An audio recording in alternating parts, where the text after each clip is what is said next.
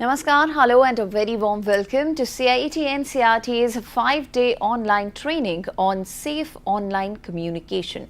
My name is Tanvi Khurana and this entire training has been organized by CIET NCERT in collaboration with Cyber Peace Foundation. Today we have entered into day 1 and the topic for day 1 is modes of online communication. If you have any questions, any queries, please reach out to us. I would request you to register yourself, be a participant in this online training, and at the end of this 5-day training, you will be given a quiz link where you can participate and be a part of that quiz. If you score more than 70%, then you'll be awarded a certificate. Regarding the certificate, just want to clarify that it will not be given instantly. Please allow us 30-day time to give you the certificates. The preparation also needs some time. I would request you to please have some patience. Let me just give you a brief about this entire training that we are going to go with, safe online communication. Well, seems like our life is dependent on internet these days, and we communicate with all our be it personal level or professional level on social media platforms or various other modes. So what are those modes?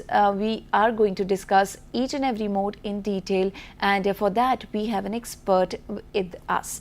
So let me please introduce you to all, and she is Miss Anandita Mishra. Ma'am, a very warm welcome to you. Thank you, and thank you for having me here, Tanvi. Thank you. It's a pleasure, ma'am. Ma'am is a senior trainer from Cyber Peace Foundation, and she'll be answering all your doubts, all your questions towards the end of the program. And I'll be describing how you can be a participant in this program and all the details regarding this online training. So please watch this program, and for any questions, there are so many methods through which you can connect with us. For example, you want to email us. The email ID would be training.helpdesk@ciet.nic.in. If you want to call us, the number would be 8800 440 559. At this moment, you're watching us on eVidya, channel number 6 to channel number 12, and also on our YouTube channel, that is NCERT Official.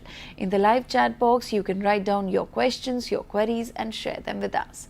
So, we have good 1 hour for this entire discussion. Before we begin this discussion, I have an announcement to make, that is regarding India's G20 presidency.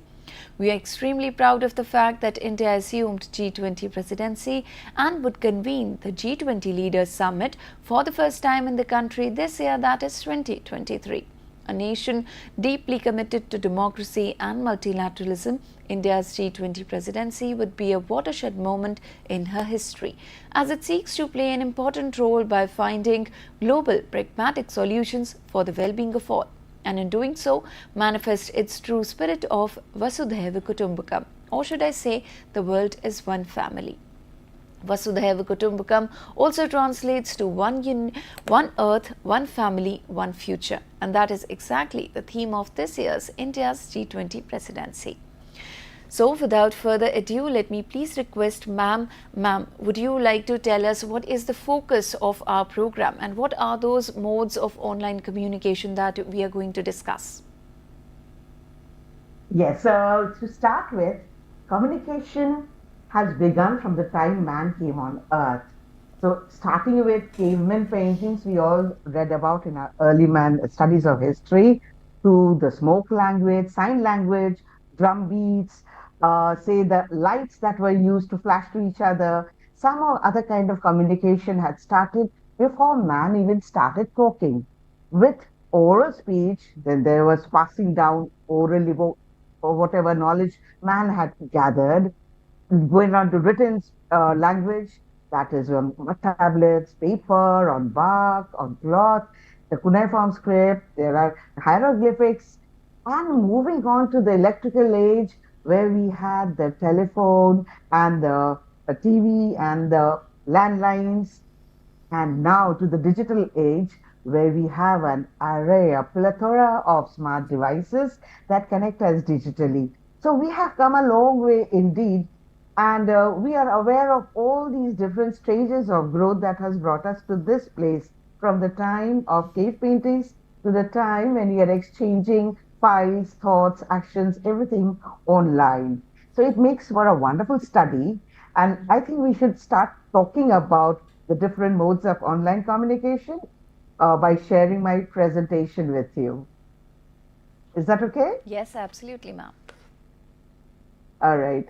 So, what we used to have earlier, before the coming of the digital age, is where we had to inform person or pass on a message from person to person. In the days of kings and queens, we had seen a scroll reader going from town to town announcing what has happened. In the days later on, there were newspapers, the print media came into existence. But what can the digital media do? It can allow you to communicate with millions one go efficiently, smartly, within the minimal time. Can you imagine the amount of time it saves us? And actually, nothing is lost in translation if the communication is made succinct and correct. So, with the minimal loss in translation, the right message reaching the right people, the shortest time. This has made dissemination of information so very prevalent and helpful today. Today we talk about the types of communication in the digital world, the styles of communication, and the platforms over which we generally communicate, what to share. That's a very second question: what to share, what not to share. Because just because we are communicating doesn't give us the freedom to say what is there in our mind. And we shall just touch upon the safe practices because throughout this week we will be talking about communication. Safety is of paramount interest, as we shall see. The best way to communicate and safest perhaps is when two people are talking or a few people are talking together face to face. You know exactly who you are speaking to. The speaker knows who the audience is. They know about each other's backgrounds. They have a sure footing. And the conversation, the content stays there or may be carried to a few other people when the listeners move around. In the online world, we have always to keep in mind that even if I'm conversing with just one person, that matter may become viral one day. This point has to always be playing in our mind when we are communicating. So, time now for us to know how are the communication styles therefore different in the offline, the real world that we live in, and in the online world. There is not much difference if you look at it. We have verbal communication takes place in the offline world. We talk face to face, we talk in class, we talk with our teachers, we talk with our employers, colleagues, people in the market, people at a station, in different places. We're having a face to face talk. We may also be using devices like a telephone, the landline telephone you have, without internet connection, or it can be a one-way talk when we are listening to a radio, a record player, a cassette player, or a TV broadcast. So that's verbal. The non-verbal ones are the signs that we use a lot. You see what I'm doing? I'm using my hands. Why am I using this non-verbal thing? Because I'm emphasizing on the words.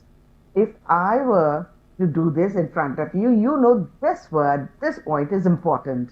So the body language makes a big difference. The tones that is used, the eye expressions, the gestures, even, when people are talking, people from different countries, people from different regions, religions, there is a differences in the way they talk, their intonations, their accents, their dress. So it makes a big impact on what is being said. If you're not aware of the other person's culture, the exchange of knowledge or information can be hindered. So these are all non-verbal communication that takes place. Written takes place through letters, through memos, any entries your teachers made in your diaries or in your notebooks. In the adult world, it might be communication with your colleagues, your superiors, or when you read a paper or a magazine, that's written, or when you read a book. Sign language mimes are also widely used. Either it can be a sign language to communicate, the universal sign language, or miming an action, a sign like supposing somebody takes a just do this, you're being asked to move away. Not a single word has to be used. And then there are visuals, a pie chart, or even a visual like if you show somebody a railway crossing, even if you cannot communicate, a person who doesn't speak your language, if you just show them a picture, they would know what you're talking about. That is how tourists going to other countries often communicate with the locals out there. Then there are some things that don't need any words, any signs at all.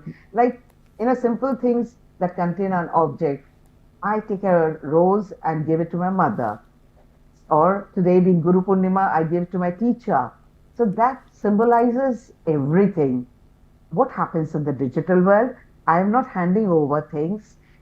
I'm not having any, I cannot express my body language because you cannot see me mainly unless a visual contact is there through videos. You cannot hear my tone when I'm writing an email, so you cannot guess whether I'm writing in jest or whether I'm angry or I'm serious. There is a lot of lag, therefore, because you have to know what the person is feeling. Otherwise, the meaning of the communication may be lost. The whole communication may not come through. So, when we have communication in the digital world, it again may be verbal. Now, verbal here means talking. Talking how? Via smartphones, by making calls, audio message, or recording messages or videos, or one way when we watch OTT platforms or when we watch some breaking news, somebody talking, and that allows us to write questions and connect, or through large media connections like Zoom, where you can participate and listen and exchange ideas. Non-verbal is like when we use emojis, emoticons, pictures to express our views. Written can be a web page or an email, a messaging app, chat box, chats and gaming sites. Then there are pop-ups that come up on your screen. There, or you can have, memes people bring about, and with a little message written on at below. Or you can have memos from the industry, and all the time we are doing writing on social media that can be written, or blogs and microblogs. And the visual content here is all the visual blogs that people call vlogs, podcasts, recorded videos. These may be the visual content. Now, digital networking, as I've already told you, has immense advantage. Advantage of saving time, being efficient, reaching out to large numbers. But there are certain limitations which may hinder. And before we come to those limitations, let us study the various forms of digital communication that are in use now, so that we know what may hinder our communications and how we can avoid those glitches. So, what are encrypted emails like Gmail and Outlook that we mostly use? These emails are encrypted.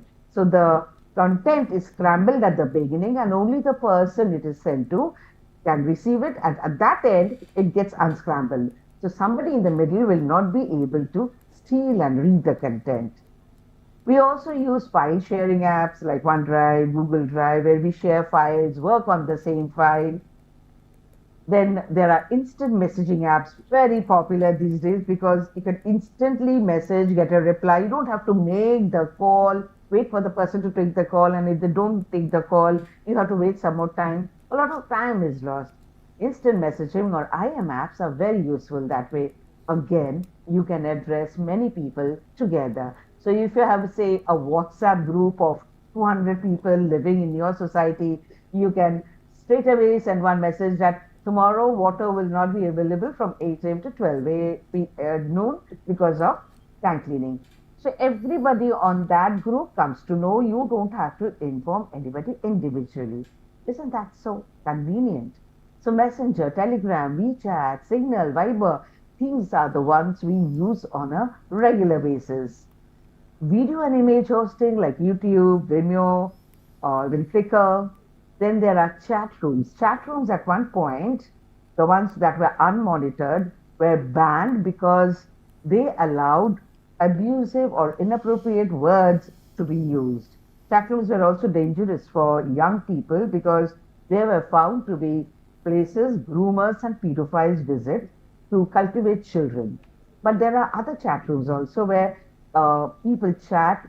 They have focus chats, or they have just plain friendship or exchange views on certain matters like Omega, Chatroulette, MeetYou.me. Chat rooms specifically for gaming apps are something like Discord, where gamers have serious conversation about games, online games, and their style. On social media, you have apps like Instagram, Facebook. These are very popular apps in India, at least.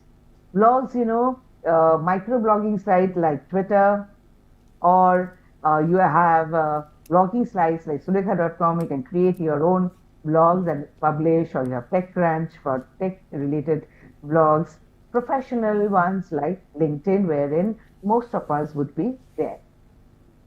So now, as I told you before, we need to know what are the pitfalls to avoid in each of these different kinds of communication sites online may happen. So social media apps are the most popularly used, and they are the ones that are basically there to help us connect, communicate, and build relationship. It might be between strangers who build friendship.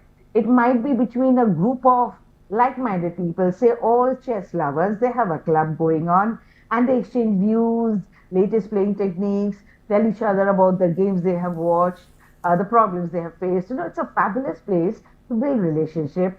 Even businesses are using this to stay in touch with their customers, know their issues and concerns, and thus improve themselves and build trust. They help us to reach out to a large number and build a trusted audience of friends, or as I told you, clients.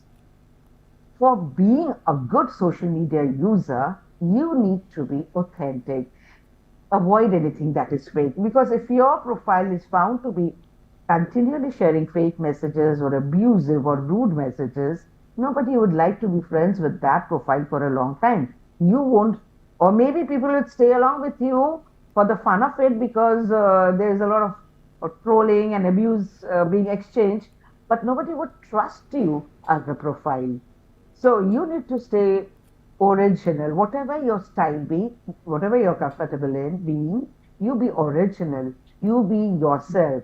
You be interesting. Talk about things that others would also like to hear about, discuss, and stay relevant. But do not talk about things that has no meaning or importance for anybody else, because then you lose your relevance.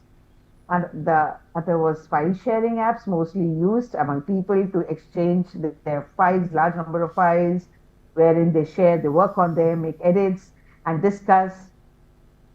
It is very important that while doing so, you stay aware of the fact that person to person network on that, if you share a file, if it is infected, then if you download it, then your computer, your network or system may also become infected. So you have your security software in place for that. Instant messaging, who doesn't use it? We are all WhatsApping all the time. If you see people, even if they're working, even if they're listening to something, their fingers are flying. They're either sending a message on Messenger or WhatsApp or replying to a tweet. They become very popular.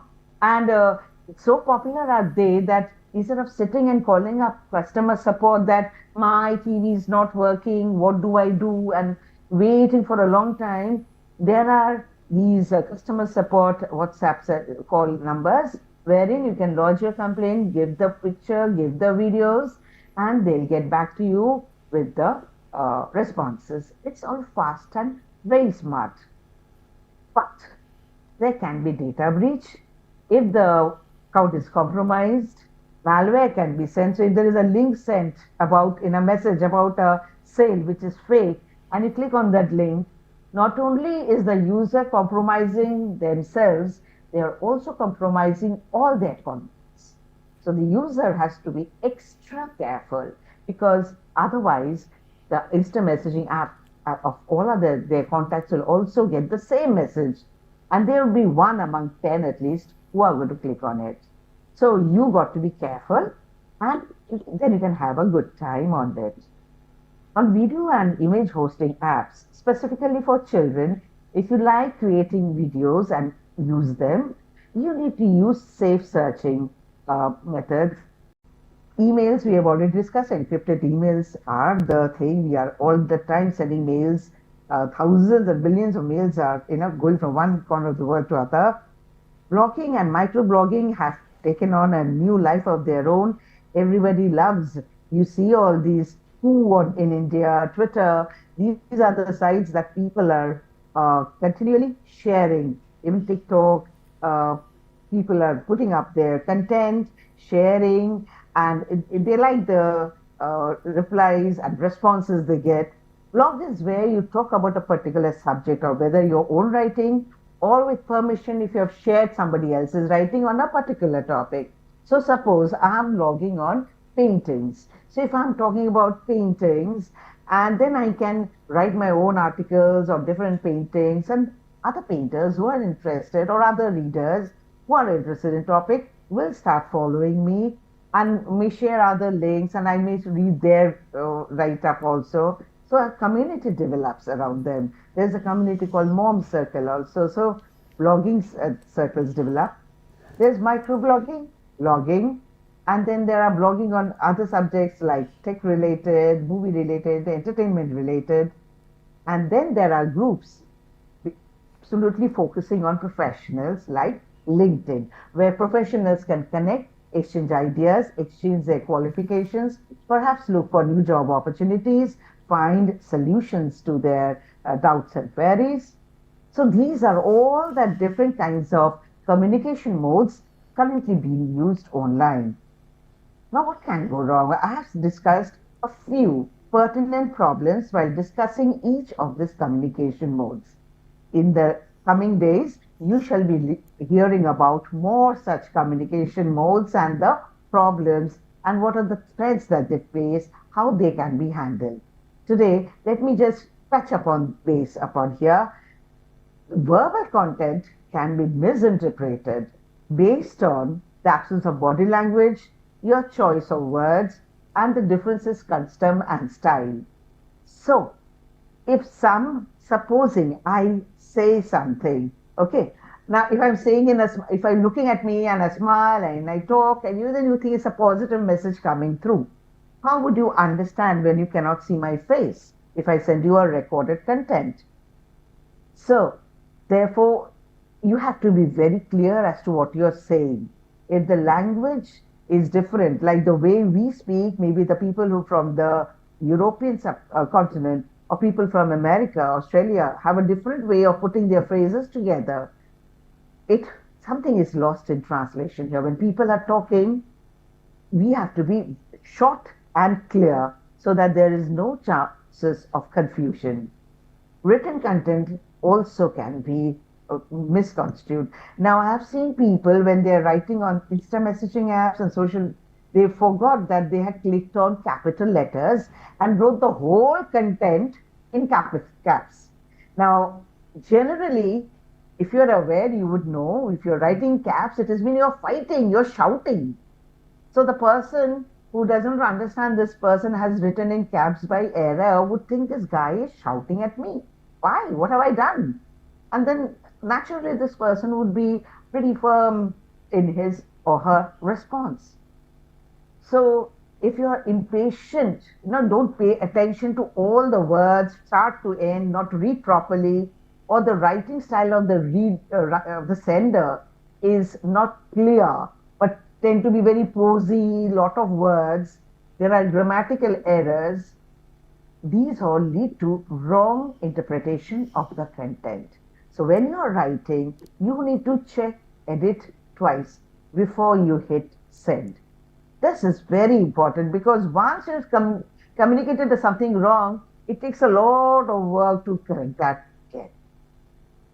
Then again, how do you believe content that somebody has sent? It can be fake. We are aware in today's world, fake exists. Fake is absolutely propagating. It is difficult to differentiate between what is true and what is fake. So here we need to use our digital acumen. We have got to be uh, we have got to be aware that other than, say, published books that are there in print on newspaper channels or even TV channels well known, it is very difficult to ascertain whether the content that I'm reading online, so what's the message I got about some disease, is it true or wrong? Just because my uncle or my best friend has sent it doesn't mean it is true, because they may have also got the message and believed it to be true. So when you go online, stop believing what you see, what you hear, what you read, because everybody is a content creator. Keep that in mind. Be astute. There is also a lot of malinformation, targeting government, institutions, individuals, or different groups and races. They all aim at doing one thing, that is creating disturbance, disturbing the existing peace. Their aim is to create problems. If you continue to share those videos and audios and content, you are adding to the problem. You're furthering that trouble. So don't. If you get some disturbing content, don't share. Or ask the person who has sent it to you, can you confirm this is true? Can you give me the source? Or you do a reverse check online and find out the source for your information. Also, in the same way, people can be defamed by misusing the content they have shared, or they can be bullied, again misusing the content or their pictures or the videos they have uploaded. And the bullying, and if people have a lot of ego, and online, because everybody is hiding behind a smartphone or a laptop or a tab, they think nobody knows them, nobody sees them. They can even have a fake profile. So they troll people on microblogging sites, troll even on blog sites. People come up with inappropriate content, or just for the sake of getting, popularity for a few seconds. They try to troll and abuse and bring up old information and try to prove the other person is wrong. They create an atmosphere of hate and distrust and negativity. Again, keep away from such activities. This is unethical. Be aware of groomers and those who brainwash youngsters, specifically by sending them to them recorded videos, or to talk to them on chat boxes, invite them to chat boxes, to listen to conversations, and then they are brainwashed to feel that this is right, this view is correct, this is what should be done, and a lot of wrong is happening against us. Groomers are doing this to children. They are befriending children on social media and then separately preparing them, nurturing them, so that the child trusts them totally, implicitly, more than they trust their parents. And then they do what the groomers ask them to. And then there are scams that are happening. So even cyber bad actors, they take help of these communication modes to either dupe you, take your money, take your identity. So these are the basic forms of communication and the problems attached that I will discuss. We will talk about it in an elaborate form in the coming days. Let me tell you how to communicate properly. What should you keep in mind while communicating? So if you're writing an email, a note to a principal or teacher, or to your colleague at office, or to somebody with whom you don't have a very friendly relation, but a business kind of a relation, a formal relation, be a formal writer. Please write in a very formal pattern without using emoticons and emojis. These are never to be used and avoided while writing formal content.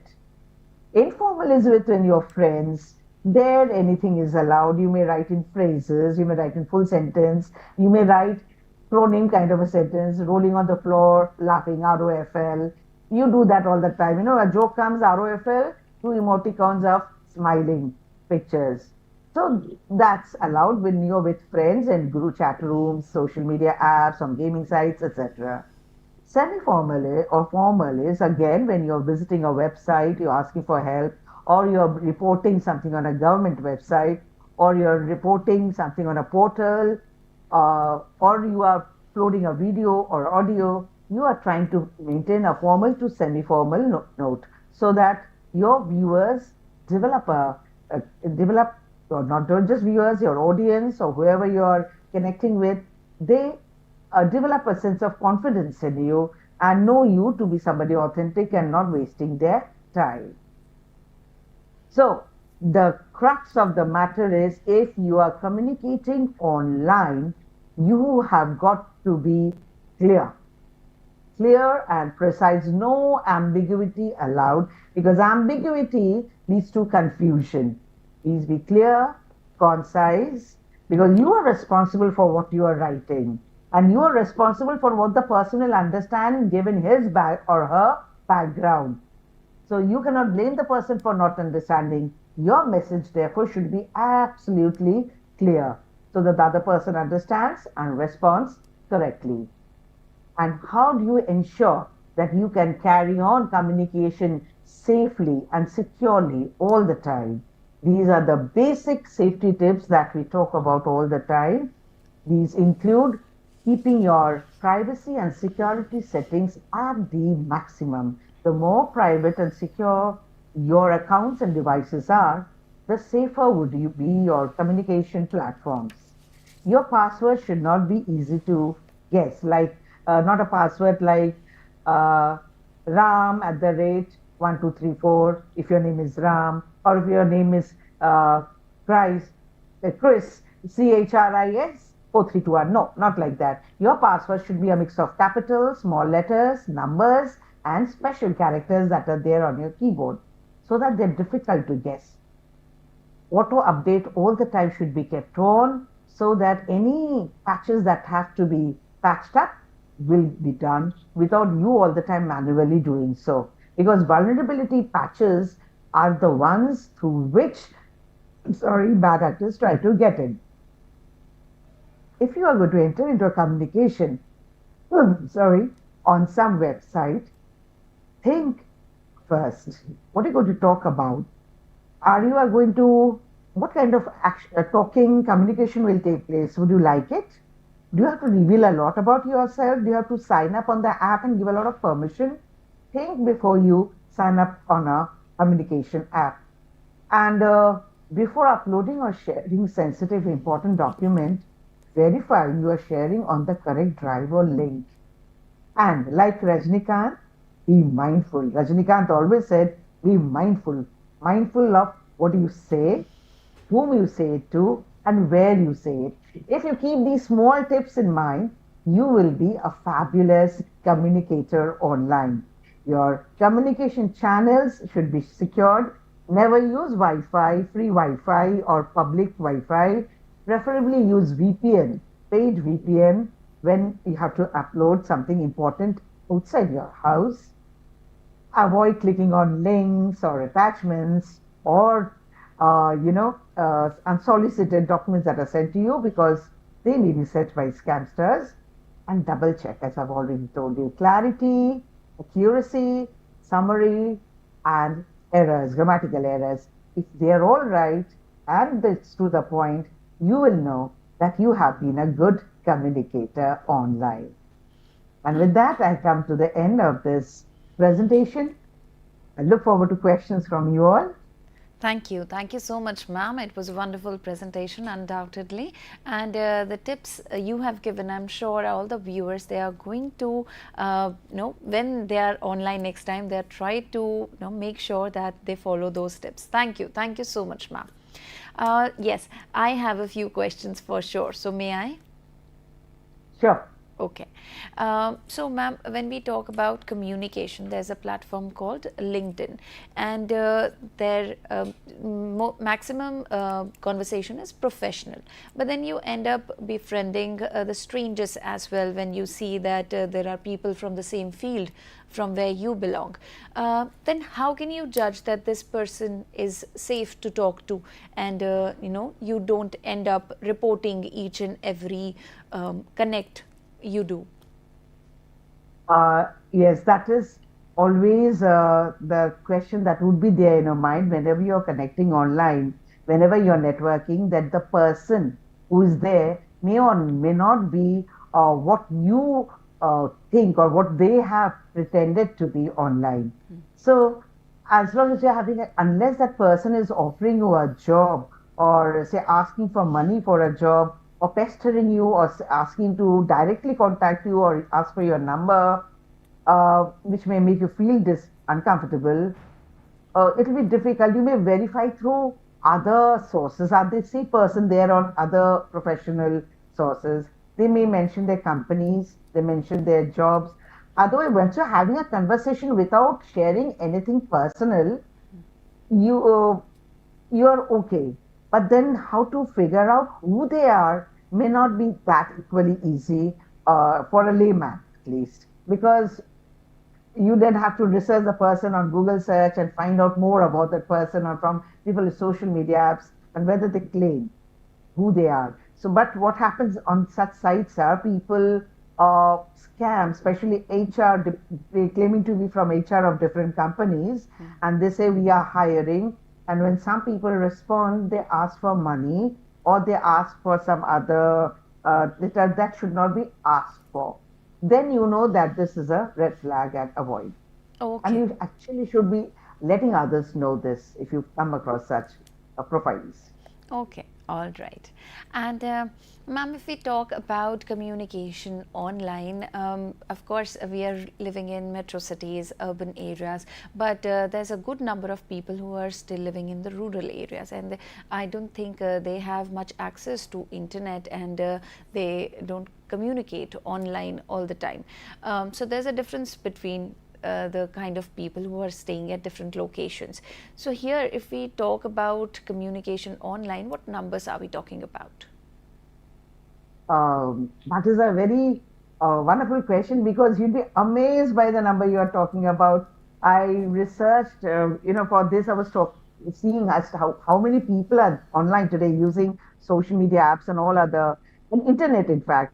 And it was more than 5 billion people are online today. That is more than two-thirds of the population of the world are online. The exact figure would be around, 5.18 billion as on April 2023. So you can see the number is increasing. And in India, we are taking data connectivity and internet to the remotest corners of the country. And so the other countries, some of the countries have very fast data speed as well. So everybody is coming online. Now there will be some lagging behind, some not savvy enough to start conversing.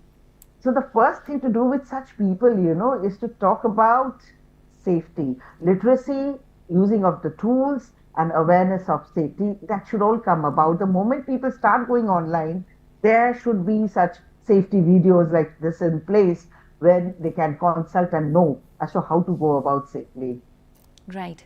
Ma'am, you also mentioned that we don't need to share our bank details and stuff for the scammers, but there's a personal number, personal address, and the email ID. If we end up sharing that, is that safe to do that?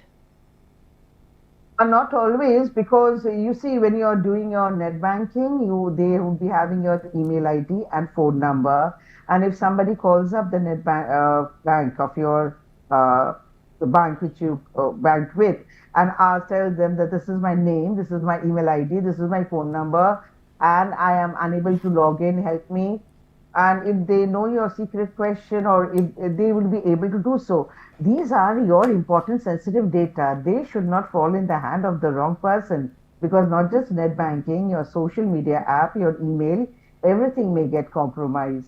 So for the emails, it is suggested that you have one email for very important work, and say your office and school, and another one for all your social media and your buying and selling online work, so that this two does not match.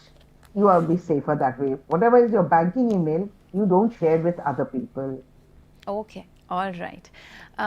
So, ma'am, we have a query from one of our viewers. She is Sudha Chakrabarti, and she is asking, ma'am, nowadays children still get careless and forget to maintain privacy. How to make them understand? Being a parent, she is asking, I guess. I'm so thankful that a parent has asked this question, because parents have to be mentoring and monitoring their children all the time they are online. It is absolutely not helicopter parenting, because they need your guidance. Even though they may be more cyber savvy than us, there is a limitation. They are not experienced and do not have the foresight like us. So, to increase their privacy, you can have a dinner time conversation on a regular basis as to what are the things they have noted online, experiences shared with, something you've read in the papers or on the mobile, on Google Shorts, anything to do cyber safety. Make it a point to have a conversation, the family conversation around it. So you can talk to them about how, when a person doesn't keep the account private, their conversations, photographs all become public and can be used against them to tease them, bully them, and they're keeping, actually, it's like keeping the door open for outsiders, people who don't know, those billions of people who are online, to enter your house and take advantage of you. Privacy is very important because you are important. That is what a parent should tell a child. You, your name, age, your address, your photograph, these are important, and these should not be shared with anybody. Similarly, your photographs are important, and you should never ever share your intimate photographs with anybody, not even a friend, because once online, always online. So parents can sit with their children and, starting with their own accounts, set privacy settings to maximum. Then they can do so for their children, and you can have a jingle around before going to bed. Brush your teeth, log out of your computers and tabs and smartphones, and switch off Wi-Fi. So this can become part of the routine. Okay, and ma'am, this is regarding the children we are talking about. So, parents should allow the children of what age to, communicate freely and use maybe the online transactions. So, what is the age we are talking about here?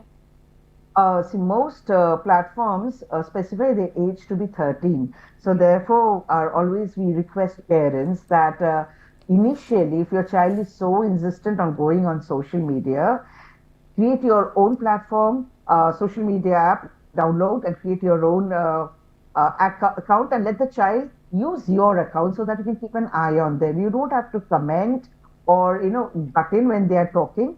Let them carry on their conversations under your mentoring.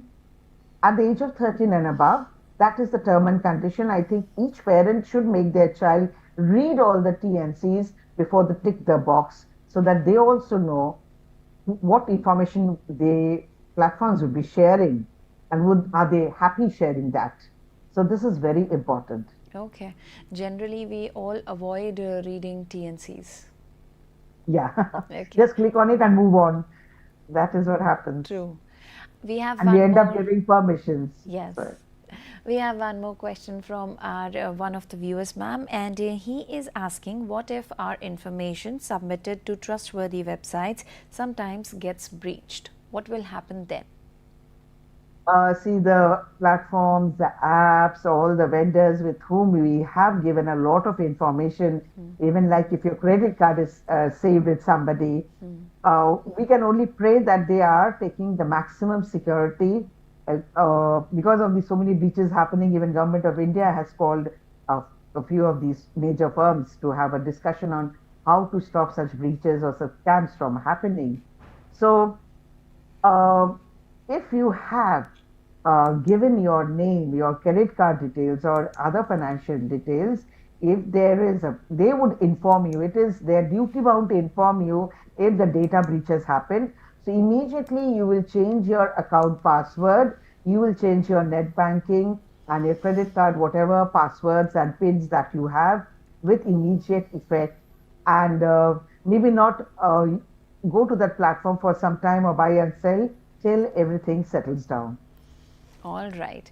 Thank you. Thank you so much, ma'am, for all this information. We have got a lot of compliments for you and for this entire program, that this was an informative program, and the information you gave was really, really helpful to all the users who are communicating online. Thank you. Thank you so much, ma'am, for being a part of our program today. Thank you. Namaste. Namaskar. Thank you to all the viewers as well. We can see that more than 1,000 people have joined this conversation, and yes, you are curious to know a lot of things. One question that is very common in most of the chats is what about the attendance link? Let me please confirm this once and for all that there is no attendance link. You do not have to mark your attendance anywhere. Attendance is not required. Your attention, your focus is required, and your registration is also required. So let me show you the page through which you can register yourself, and you can get to know everything about this training. So here you have to type CIET on your browsers. This home page will open. You can see so many options here. In the events section, please scroll it down. The third last option is workshop/training. Once you click on it, a new page will open. Please scroll it down. Yes, in the current activity, you can see online training going on safe online communication. Please click on it. Another page will open. So once you scroll it down, here is each and every information regarding this training. The schedule has been mentioned, the topics have been mentioned for each and every day. So today is day 1 and tomorrow is 4th of July. The topic of discussion would be efficient and source data sharing. On the last day, that is 7th of July, the quiz link will be given to you. Here you can see the objectives are written here. You all can participate. The program schedule has been mentioned. Once you scroll it down further, here it is. You can see how to participate. Please scan this QR code and be a participant, or click on this link, fill the form and be a participant. So there are 2 options.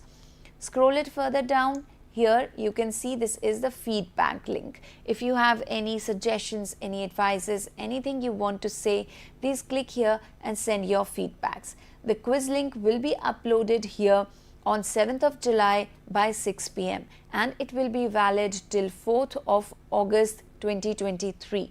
Approximately a month you will have for taking this quiz, and once you score 70% and above, the certificate will be given to you. And the last thing I would like to tell you is this is our email ID, training.helpdesk@ciet.nic.in. For any queries, any time of the day, you can share it on this email ID. So here I'm leaving you with this information.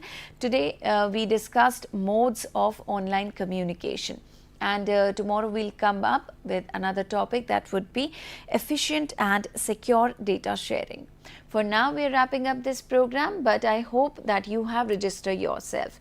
And the upcoming program is our another special program, that is Sahyog, the guidance for mental well-being of the children. The topic of discussion would be harnessing psychological immunity among adolescents. Please stay here and keep on watching eVidya channels. Last but not at all the least, the information regarding NCERT textbooks for this new academic session 2023-24 is being displayed in the form of ticker on your screens at the moment. Please give it a read. If you have not purchased it yet, then there are multiple methods through which you can purchase them. And in each and every session of ours, we try and repeat this information so that you don't miss anything. So that'll be all for this program. I'm Tanvi Khurana and I'll take a leave of you. Have a great day ahead and a very happy Guru Purnima to all of you. Namaskar.